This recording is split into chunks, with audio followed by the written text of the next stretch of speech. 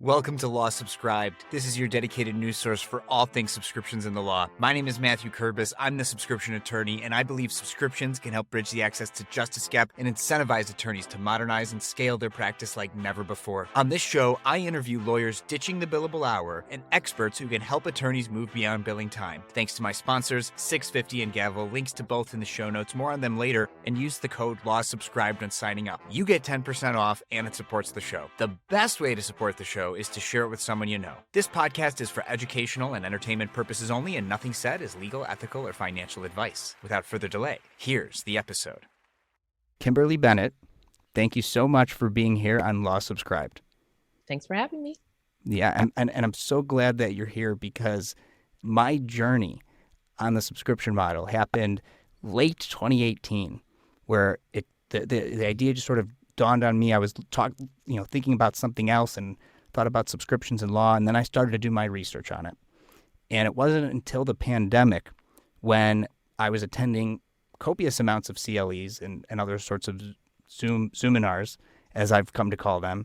And at one of these CLEs, some presenter, and I don't even remember what the topic was, but she brought up how when she thinks of subscriptions and legal practice, she thinks of Kim Bennett.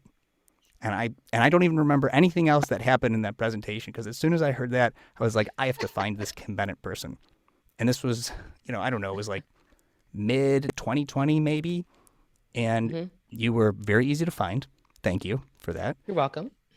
and you were very easy to schedule a time to talk about the subscription model.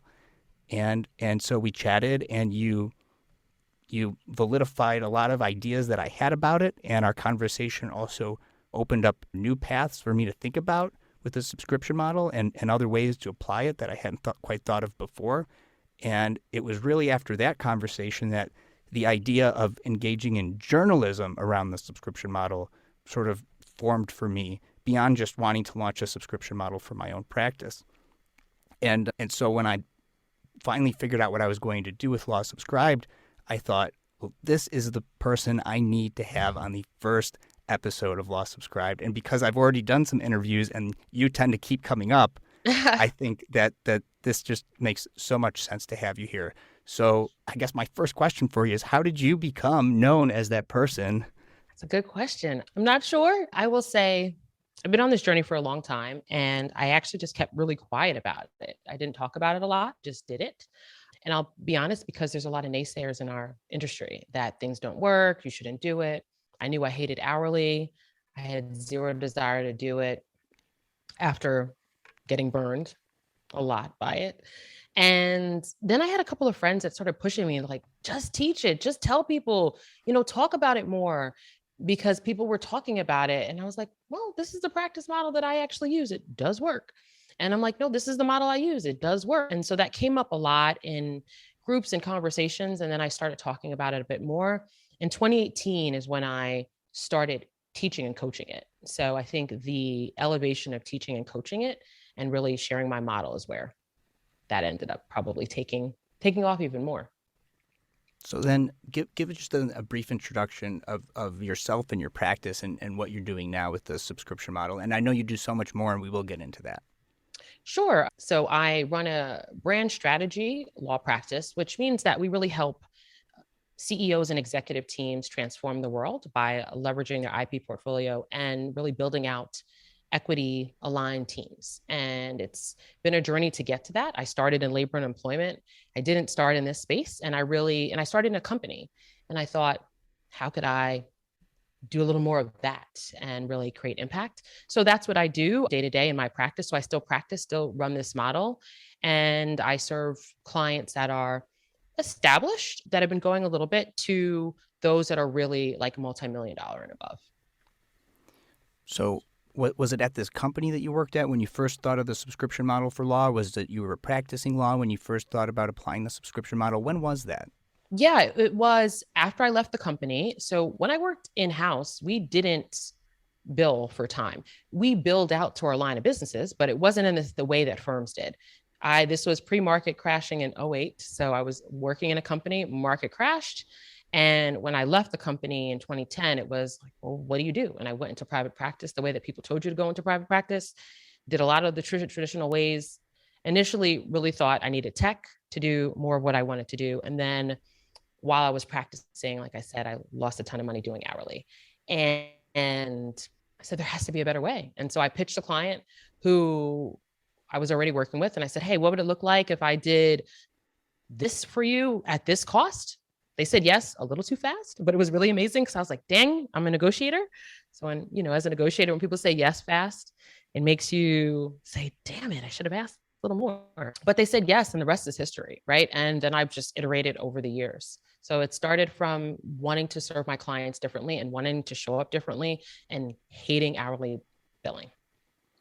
And it really surprises me to hear that your client said yes so fast, because at least individual consumers have just in the last 4 or 5 years now really gotten used to the subscription model, right? Whether it's Amazon Prime, Disney Plus, plug whatever other subscription we're all paying for, and so do you think that was because it was a business client and they're maybe used to paying for SaaS products, that they were used to that, or was it just the way you presented it? How did that work, way back when? Yeah, I would say I did not use subscription as a term. That is not how I viewed it. It was just presented, what if I work with you ongoing without us thinking about hourly, and we just worked in this way? So I think it's a bit of how I presented it. We did have a relationship, so I'm not going to discount the fact that we already had a relationship.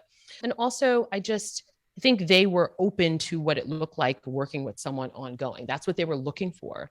And I think predictability is nice to know, like, oh, I could just pay this and I don't have to worry about other pieces. They worked with other attorneys. So it wasn't that they were new to working with attorneys. So I think all that combined, and I'm sure being in business, it made it a little bit easier too. Yeah. And it's one thing, like when you're in it, especially as long as you've been in it, to understand the benefits of the subscription model. And since I've been researching it, and obviously I'm biased, I think it's going to change the profession for the better for the future and the clients, right? But let's try to break down what's your perspective on what the actual pros and cons are of this model. What works really well given all your experience, and what hasn't worked, and how have you what have you tried to do to fix those shortcomings of the model? Yeah, I think what works really well: transparency, predictability on both sides, right? What works really well if you scope the work. What works really well if you don't overpromise, right? I don't think that's purposefully done. I think we are just used to, as professionals, as service-based professionals who happen to be lawyers, of just saying, we're going to do a divorce, we're going to draft a document. But like, what does that actually mean? No one understands that. So we use language that really doesn't resonate with the clients that we're working with. What doesn't work well, doing it in hourly. And I know that because I did it, right? Because the journey to me going to a flat fee and understanding subscriptions truly are flat fees, ongoing month after month or whatever term that you've decided, is because I was doing it initially like, okay, so it's a month. That is still just repackaging hourly. So it's really moving off of that mindset.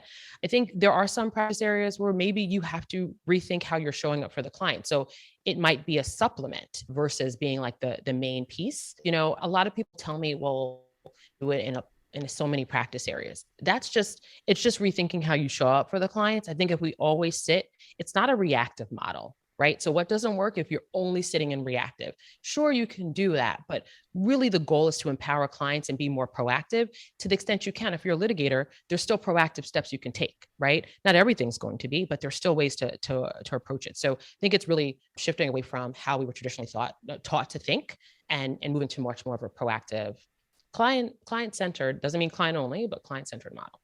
And I think it's really important you said the proactive piece, because one of the analogies that I've tried to use to help sell the idea is it's like the gym membership, right? Where, and that's, you were talking about scoping the work, right? So if everyone came to the gym at the same time who's a subscriber to the gym, there's not enough equipment for everyone, right? There's only so many hours in the day. You can't service maybe all of your clients if you really scale your subscription model, for legal services. But it's about being proactive, where a gym doesn't have to be proactive, right? They're sitting back, making money. People may or may not come to the gym. And I even thought of this as on the fly right here. But right. but it would be right. to stick with the analogy, it would be if the gym said, and some gyms do this, hey, come, we've got these classes, they send things to be, they like say, make sure you're doing these types of activities at home. It'd be like the gym reaching out to you and saying, here's ways that you're a subscriber, you want to be fit, you want to be healthy. Here are ways at home, or here are things you could do to be fit and be healthy. And by the way, hey, come on into the gym, right? So, but the equivalent of that as an attorney about being proactive. Yes. So what is the equivalent? Is that what you're asking? Just to make sure I'm Yeah. Yeah. So I think that's a great example, because a lot of people say to me, well, what if I don't deliver anything for the month? Do I have to refund? Well, that's not the mindset. The mindset of not delivering is reactive. The mindset of being proactive is you are always delivering. You are trying to think of ways to support your clients around things that are happening. And it's also to detach yourself from being the center of what's happening to be a part of their journey, right? And being a part of their journey means, like in divorce, they're not just getting divorced, they're looking to a life post-divorce. So how do you think through managing if they have children, managing your children before you're in divorce, managing your finances, changing accounts? While that doesn't seem so legal, what ends up happening is when there's a lot of friction, it pops up in a major legal issue, right? So we really think about what's happening in their lives currently and where they're going to go, and help design services around it. But for lawyers, it's like, if you're thinking about a document, your clients are, so I'll use business, I deal with businesses, they're about to create an NDA. The reactive way would be, here's the NDA, use it when you want to, versus saying, okay, what does it look like to grow your team? Here's how to use the NDA. It's like, give them examples of when risk is elevated if you don't use it, right? Being a part of discussions. So it's really just moving yourself out of waiting for the client to need it to helping empower and inform the client to understand, here are other ways it touches it. And if we don't do those things, that's when we issues bubble up, right? And so we're really trying to mitigate issues. We're trying to allow them to move forward in whatever it is, business or life. And the more you can center that as the goal and what their big goals are, the more you'll start seeing, oh, there's so many opportunities to be really proactive with them. That doesn't have to like sit back and wait like a gym membership does, right? Proactive gym membership would do exactly what you said, which is like send you meals, send you better ways to eat, to say, hey, how do you maximize your gym membership? You eat better. How do you eat better? Here are some great recipes that you can make quickly. Like that's how you create more value that is aligned with what you deliver. That really provides ongoing value without you working, continuous hours. Yeah, and the takeaway is not go and start a gym and do these things. Although, Kim, you and I, after this chat, may have to have a conversation about that. Hello. Or if you're a gym owner, we just gave you a lot of like examples of how you can make your gym membership way more valuable than me just going to the gym, right? Right. And even though mostly lawyers are listening, potential clients, this is the sort of value that Kim provides goes beyond just the IP work that she does for you, right? And that's something that I want to touch on next, which is when your clients are not paying you by the hour, they're not afraid to call you. And some of what you're talking about here is, being a strategic partner, which you could do if they're paying you and you're earning that fee as opposed to sitting back and waiting for it to be earned, right? Am I onto something there? Oh, absolutely. I think the value we sit as service-based professionals, but lawyers in particular, is not to draft the document that technology can actually just do a little bit better for the first version. It is to really be the issue spotter, the advisor, the counselor, the workshopper, right? To help them strategize on what's happening and to help develop plans and be more of the experimenter, right? Because there's no guarantee on any path that we take. It's all an experimentation. So, right. I mean, the best things that my clients tell me is that a few things. One, they tell me they are surprised that it feels like I'm a member of their team, or like we're a member of the team, that we know so much about their business, right? The proactive piece of us is invested in knowing what they're doing. And so they feel like whenever we show up on behalf of the client, they're like, who knew you were only here for, not full-time like someone else. But yeah, we get to be a part of conversations that I just don't think most lawyers are, because we just don't show our value in that way. And if we detach ourselves from hours, if we really think about proactive, there's so many more opportunities, whether you're in business or you're dealing with an individual, that you really can support them. And I think that's the opportunity that subscriptions provide. So you just touched on it, but I'd like to know more about what your experience has been with client response to the subscription model after maybe they've been on it for a time. Like that goes beyond just the surprise that they have that so much about their business, which is obviously a little bit of feedback. But what other feedback have you received from clients on the subscription model, and maybe even through the grapevine of the attorneys you've helped maybe you've heard stories from those attorneys about their clients. What do the clients think about the subscription model? Yeah, they like the transparency, right? They liked feeling like when they pick up the phone, they're not going to get this obscene bill or like this obnoxious bill of like just bit after bit. They like being able to have that person that they can ask questions to, they can workshop. They like having access to information that empowers them to make decisions so that it's not like the lawyer is the roadblock. The lawyer is just a part of the process, and they can access the information, or they can access education, or they can access the advice how they need to, when they need to. It's really feels like they're more in charge and control versus we being the control piece, and it's the partnership piece or some of the other pieces that I've heard. I mean, but clients also like just knowing they have an attorney to ask a question to.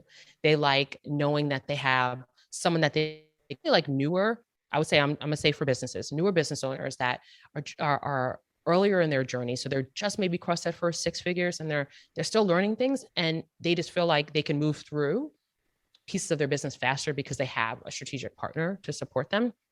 The folks that I know that I've worked with that are not attorneys, in fact, I also work with non-attorneys too. So I've helped like wellness coaches do some things.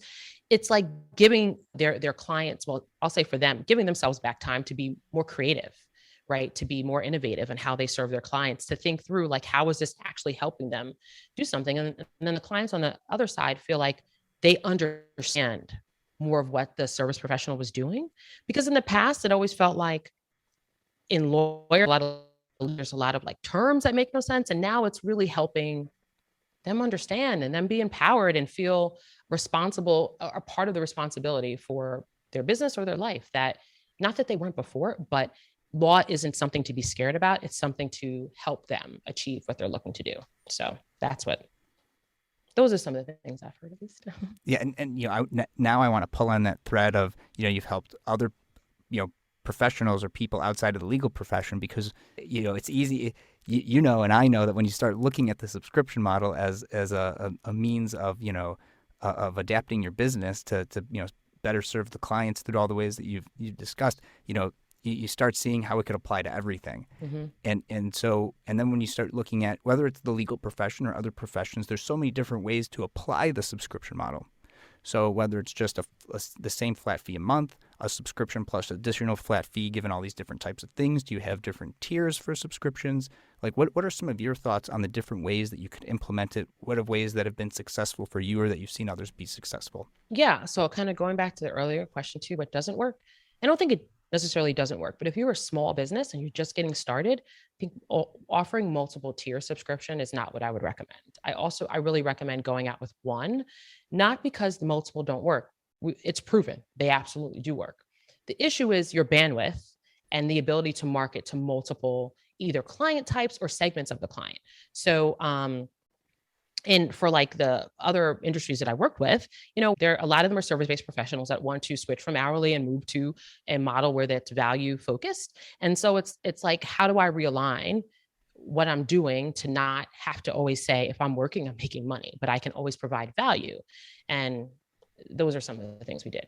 I guess then to take it to the next step, what have you seen work in ways of implementing the subscription model? So you said a tiered subscription could work, but maybe not when you're just getting started and you haven't figured things out yet. So like how many tiers, is a good idea? One or two or three? Yeah. Is it possible to have too many? Yes. Flat fee on top of subscription? So like what happens when somebody needs services outside of the subscription? How do you handle that? That kind of thing. Yeah. So, okay, great questions. And they all kind of go back to earlier questions. So tiers work. Too many tiers are too confusing. Take yourself out of being the one to deliver it and just the one to like, what works with Netflix? It's really simple. It works with Spotify. It's really simple. When you see like 10 subscriptions, you're like, which one do I choose?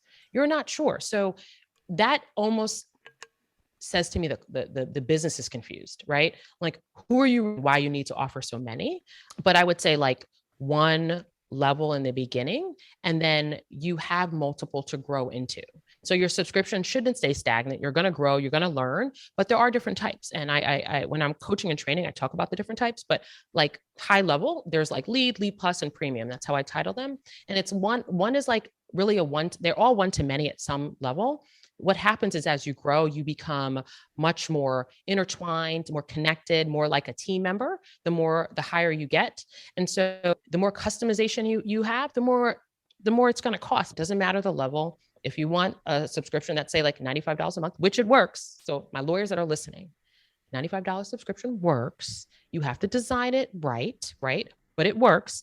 If you want a $95, you just know you need to hit a certain number to maintain sustainability, but it should be profitable from day one.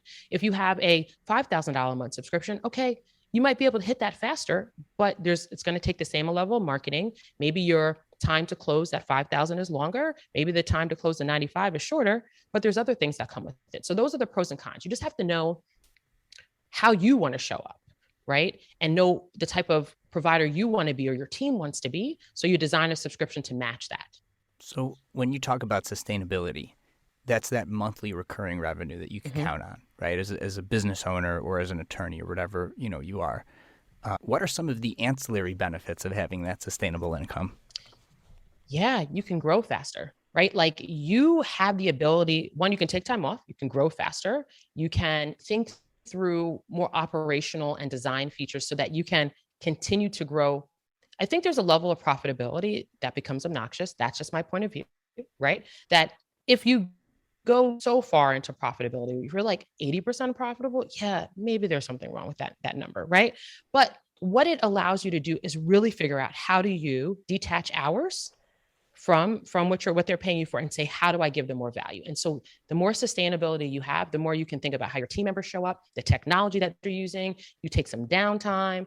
That's how I'm able to travel and to talk and to not have this worry about, what's going to happen the next month. That's how, frankly, I was, COVID it's still a thing, but I am thankful that we lost no clients. He grew clients, right? Where we've gotten referrals from clients.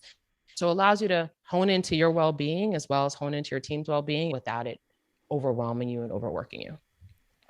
And and there's so many ways to take this, and gosh, I know that when we start going down a path, we may forget the other thing, but I think it's really important to talk about how what you just said and how when COVID happened, you didn't lose any clients. In fact, you got more, and something else you had going was that sustainable business model. Whereas if you're a litigator and courts are closed and you bill by the hour, guess what?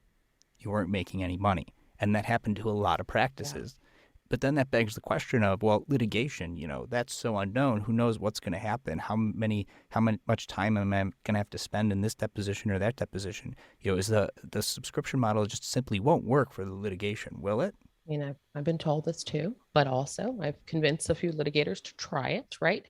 When I went solo, I pivoted from mostly litigation to a transactional-only practice. I did not have a database of documents to automate. That's why a business and employment legal document database and automation tool like 650 is super useful. I can rely on the quality of the documents in 650's database since they're putting excellent legal minds to work curating and updating their documents and automations over time. When you're not billing by the hour, outsourcing and efficiency matters, and 650 can help you scale your practice to get high-quality documents drafted in less time. Use the code LAWSUBSCRIBED at 650.com and when being onboarded to get 10% off. If you're not a business and employment attorney or you have your own documents that you'd prefer to use, then my next sponsor, Gavel, is the automation tool for you. Gavel allows you to build shareable, client-facing workflow and document automations. In other words, Gavel helps you create a legal practice where attorneys can monetize the value they bring clients in productized form and scale via subscriptions and flat fees. Use the code LAWSUBSCRIBED at gavel.io to get 10% off an annual subscription. There's no one right way to automate and scale your practice, but with one or both of my sponsors, 650 and Gavel, you can take your subscription law firm to the next level. Links to both in the show notes. Now back to the show. Here's the thing. The subscription model is not meant to cover every single thing. There are instances where if we're thinking about truly scoped work, it's outside of the scope. The transparency that you bring to your clients at the forefront and throughout the entire engagement is all about transparency. It's all about being very upfront. It's all about communicating. So you would tell your clients, I would challenge anyone that's telling me there's no predictability in litigation to take a step back and say, is that actually true, right? At what point does 50% of your litigation process happen the exact same way? Well, that's predictability. We're not seeking for 100%. Very few things can be 100%, particularly if you're a service provider. Probably nothing is. Otherwise, you wouldn't be a service provider. But if we can take 50% of what we do, systematize it, process it out, and really say, how do I create this value for a client that doesn't look like me exchanging time, but saying, okay, I'm starting in the litigation. We know these things are going to happen. Sometimes move through that, but why wait till you're going to have to be in court to start prepping the client? Because you know what that does? That stresses them the hell out. Instead, you can really think through what that experience is like from the client side and start these proactive measures to support them. Because even if they don't go to court, they're more informed. They understand the process. They will listen to and trust you more. And so you start helping them understand and prepping them in ways that you maybe would have waited for just for it to happen. Let's not do that. Let's look at your data. What is your data saying? And then design a subscription that really follows what your data says. And if 50% of what you do is pretty predictable, well, we can create a subscription out of the 50%, and the rest of it, you design fees that you are transparent with the client, and you let them decide if they want to move forward in that direction. So you talked about systematizing, and really early on, you said how maybe a technology could do a first draft better than an attorney. So let's talk about systematizing it and using technology to do that. What should attorneys be looking for when it comes to technology to use to help systematize their practice so that a subscription model is easier to do? Yeah, I would think through what are the key elements to find the tool to allow for you to do that, right? There are going to be some core tools you're going to need. If you have a practice, you need some practice management tools, whether you're going to do your own project management, you make it yourself, or you leverage one that is currently on the market. Of course, I will say I've spent the time now creating a tool. So there's also that, right? Where the thought is you want to make it easy and reduce the friction for your client to leverage the information, the education, the services, the generation of a document or whatever that you're offering them as part of their subscription. You want to make it easy for them and accessible and easy for you to deliver it. So you also want a tool that allows you to do that, right? That reduces any of the stressors that are typically associated with engaging legal services. Let's remove that and make it easy for the client to access it and make it easy for you to deliver it. And it doesn't require you to show up every single time to make that happen. That's what I would look for in tools. What is it that you're doing? If you're generating a lot of documents, you need some document generation. If you're having a lot of meetings, you need something to help you schedule meetings. If you're looking at, sharing information, how do you share it? And all that is how we ended up coming up with the tool that I have now. But that's what I would recommend. And we're going to talk about that tool because you won an award. But right before we get there, I do want to mention how you said it reduces stresses for the client. And I think you're absolutely right. Does it also reduce stressors for the attorney? Absolutely. Right. So here's what subscription does. Think about the conversations you have on email with your clients. Think about the conversations you have on email, on a phone call, or if you're in that deposition, that one-off conversation, and you're saying to yourself, every client I get asks me that same question, or a version of this pops up. Well, instead of you having to wait to that one-to-one, you can leverage even that one conversation and support all of your clients on a one-to-many. And so what a subscription really does is allow you to provide that value across all of your clients. And it allows you to not have to always show up one-to-one, but still be able to say, I'm answering their questions, I'm helping them move work forward, whether that looks like generating a document, filing an issue, any of that, right? So subscriptions really help you get back time, right? Because you're not trading time for money anymore. You're really thinking about, how do I make it good for your client without me having to show up every hour of the day to make sure I'm getting paid or giving them something. And the ABA and other bar associations are now looking at mental health in the profession, right? And what are ways that we could help solve this problem? And some of it is just attorneys don't have time to meditate. They don't have time to read a book. They don't have time to do all these things. So perhaps the subscription model could be part of that solution to the mental health crisis being faced by the legal profession. I think there are plenty of areas that we need to shift. One of the biggest areas that I think has caused a lot of issues is the what's the word I want to say? The over emphasis and focus on hourly as the way to say that that's our value. When courts say, oh, in order for you to receive any of your attorney's fees, you have to send me an hourly drafted, that is ridiculous. Like, clients understand what their value is. I think we need to empower our clients and respect our clients, their decision-making ability, and not treat them like children, right? And that they can't say, okay, I say yes to this client, this attorney, because they are providing this service, this value that I like. But I really believe that hourly has been a drain. When you think about lawyers sleeping underneath their desks, when you think about working, 20-hour days, what is that, right? People need 8 hours of sleep. You except for like the 1% that doesn't need, or 0.01%, whatever that small percentage is, really saying, what is a better way for people to fully show up and support their clients while also managing their well-being? It's detaching time as a measure of value, and instead saying, how do I actually provide you the value you want, not you just paying for me working for a certain number of hours. Absolutely. And to tie that right back into the business reasons to look at the subscription model is, there's only so many hours in a day. What happens when that attorney is sleeping under their desk and they're billing 20 hours a day? They could only maybe bill 20 hours a day, right? Right. But you could, yeah.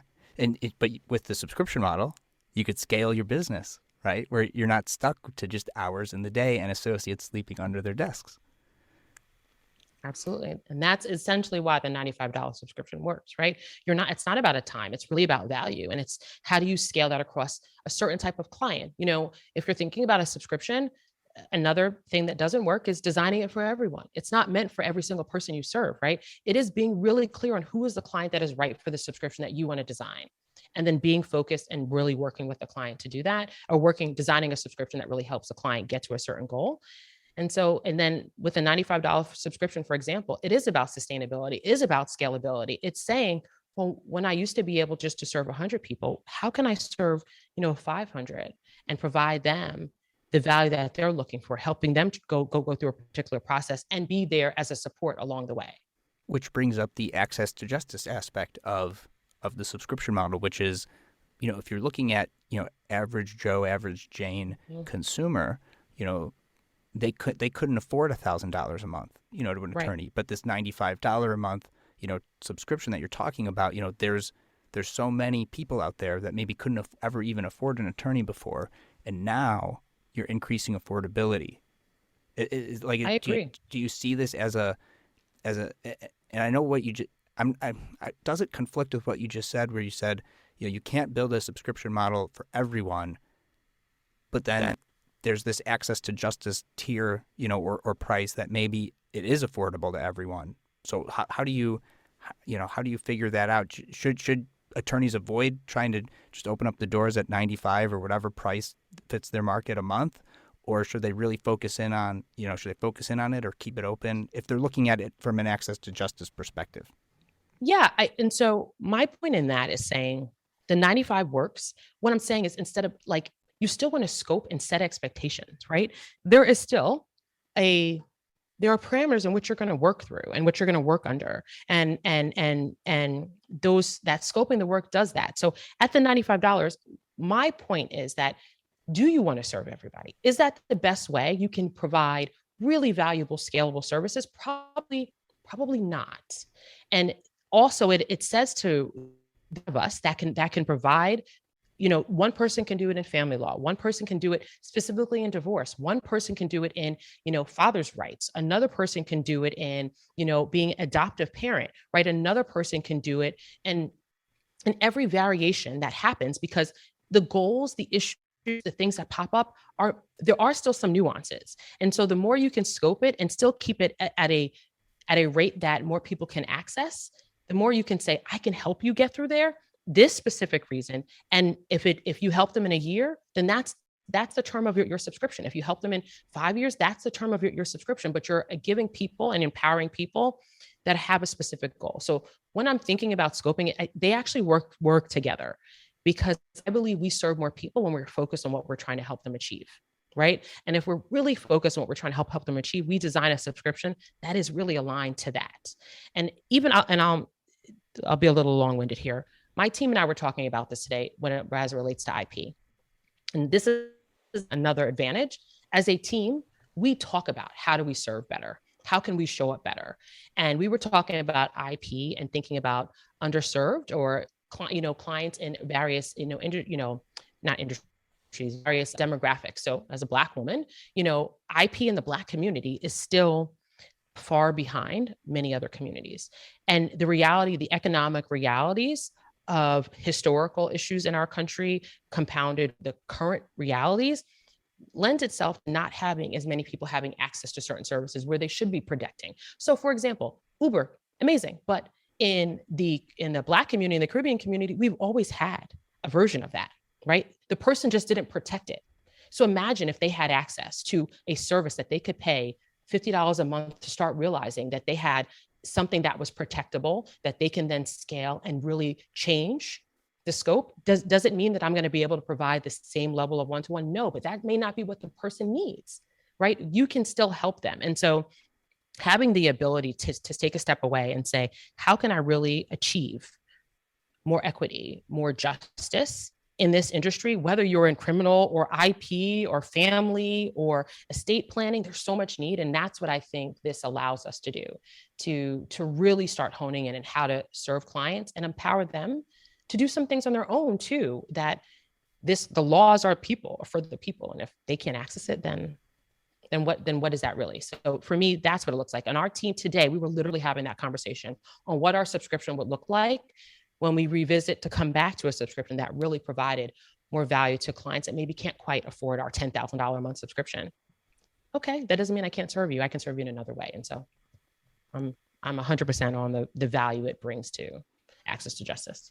Yeah. And just still pulling at that thread, there's like what I hear you saying too is we need more attorneys offering the subscription model, right? Right. Yes. Like that's what we need. More. We need every attorney to stop hourly billing. Please stop.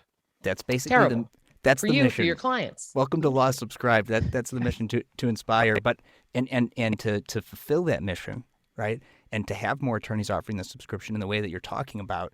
If you're a client, K Bennett Law, that's where you go. But if you're an attorney and you want to launch a subscription model, let's see, you've got the toolkit, you got the newsletter, you got a workshop, you got the collective, you got Fidu, as in short for fiduciary. Am I missing anything? I mean, you have so many offerings to help attorneys, right? Yeah, I mean, you could the workshop. I also have a course which isn't always frontward facing, but it's available too. That takes them through exactly how I've done it. But that's it, But even if you don't decide to do the things that I do, what I would say, just launch it. Pitch the thing to a potential client and see. It's probably your own thoughts that are telling you the client will say no. And when clients say no, it's because we've trained them that hourly is the way. If we just show them the way, there's a better way for you and for them that would really help them get to their goals. So yeah, if it's not through me, just pitch it. That's what I tell people. But yeah, we have the tool. I have the tool. I have the courses, and that's what I do in addition to my firm.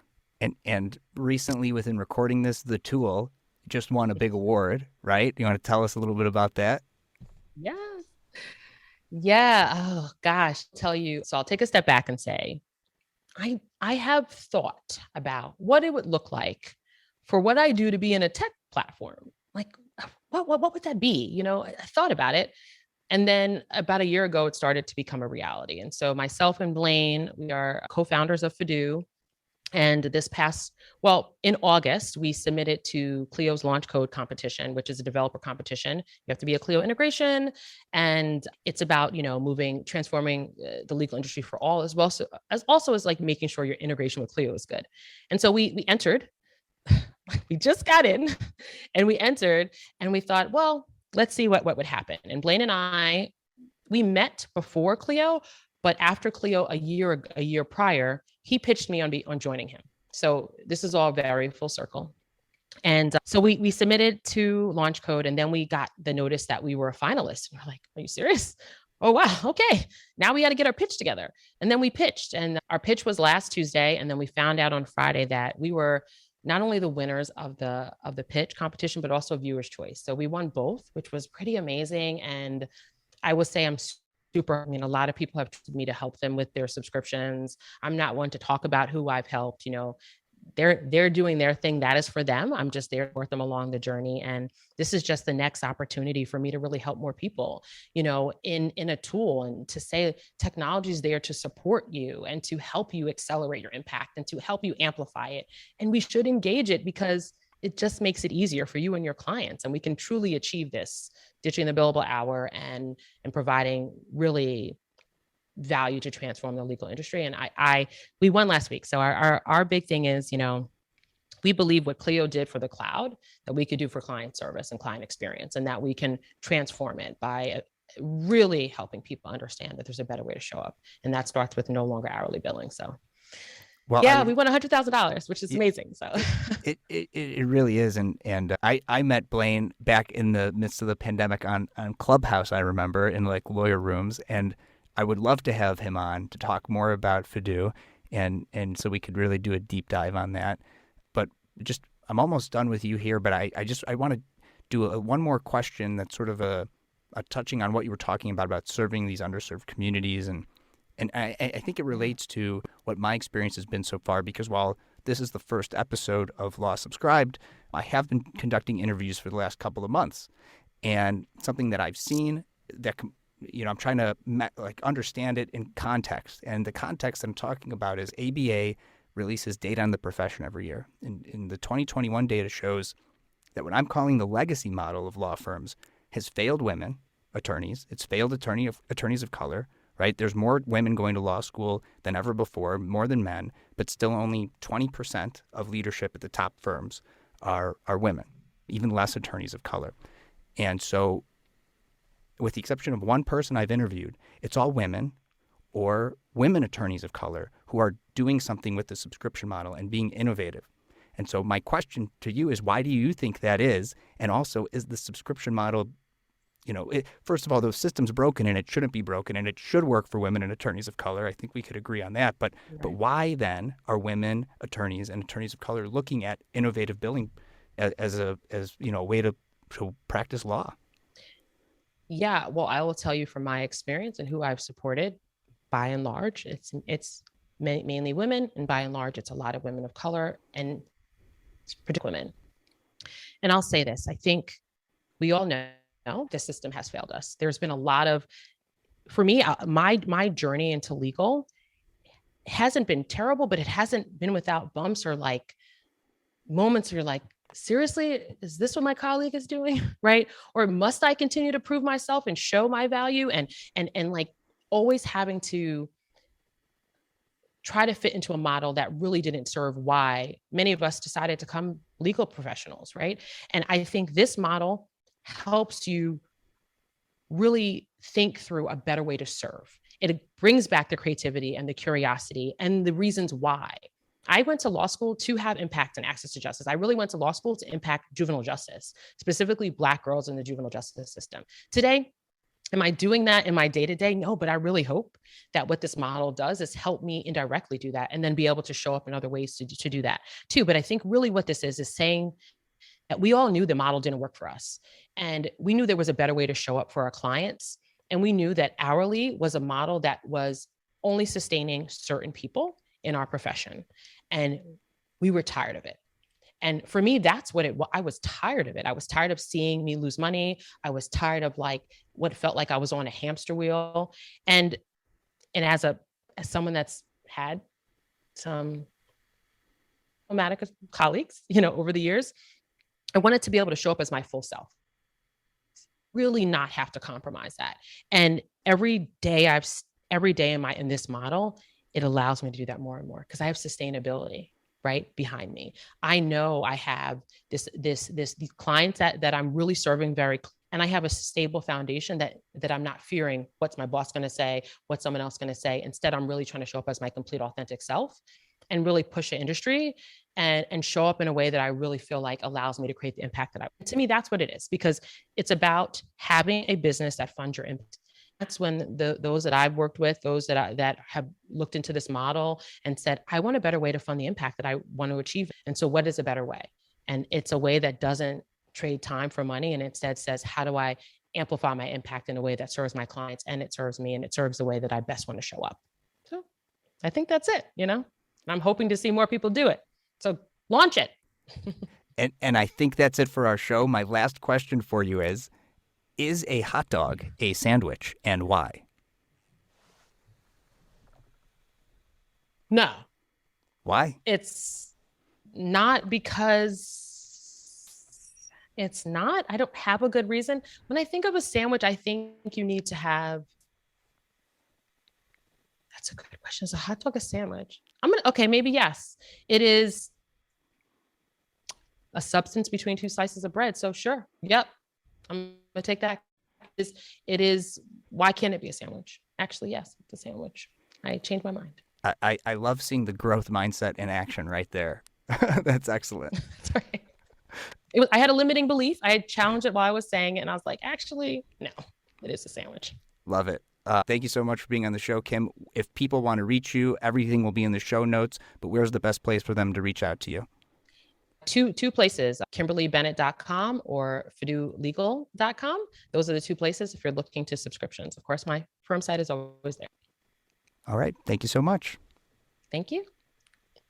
And that's our show. Thanks again to 650 and Gavel for being sponsors. The best way for others to discover this show is for you to share it with somebody you think would find value from it. Follow me on LinkedIn, since that's where I'm most active on social media, and click the bell towards the top right of my profile to get notified about all of my posts about this podcast and everything else I think is valuable for you to see. To get in touch, message me on LinkedIn or email Kurbis@lawsubscribed.com. All links are in the show notes. Until next time, this is Matthew Kurbis with Law Subscribed.